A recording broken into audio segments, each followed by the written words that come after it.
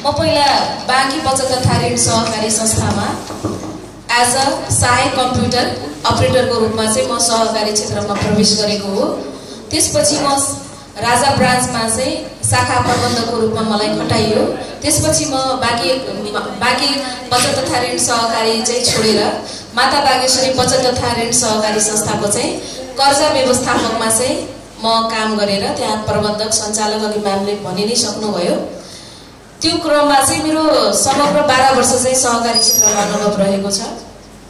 हाल म माता बागेश्वरी बचत तथा ऋण सहकारी संस्थाको सल्लाहकारको रूपमा पनि छु, त्यहाँ शेर सदस्य भएको हैसियतले।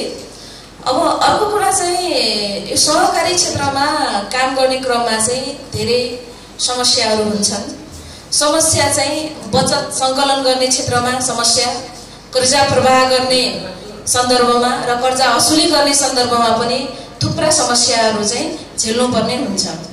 अब त्यसमा पनि नेतृत्व चयन गर्दाखेरि पनि धेरै कुराहरू चाहिँ मध्यनजर नगरेर पुरानै सञ्चालकहरू चाहिँ रिपिटेड हुने चाहिँ प्रविधि चाहिँ सहकारीमा मैले देख्छु।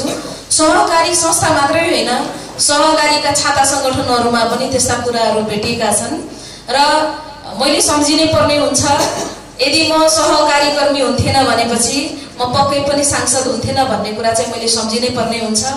यो सहकारीले मलाई भाषण कला सिकायो, सदस्यलाई कन्भिन्स कसरी गर्ने, कसरी सम्बन्ध विस्तार गर्ने र कसरी सदस्यको प्यारो हुने भन्ने कुरा चाहिँ मैले सहकारीका चाहिँ विभिन्न सङ्घ संस्थाबाट तालिम लिँदाखेरि चाहिँ मैले अनुभव पाएँ र मैले सिकेका कुराहरू चाहिँ व्यवहारमा उतारेर चाहिँ म एउटा नेता बन्न सफल भएँ, जो अहिले म लुम्बिनी प्रदेश सभाको कान्छी सांसदको रूपमा छु र पार्टीको नेतृत्वमा पनि केन्द्रीय सदस्य, त्यसमा पनि कान्छी केन्द्रीय सदस्यको रूपमा चाहिँ काम गर्न चाहिँ लागिरहेको छु।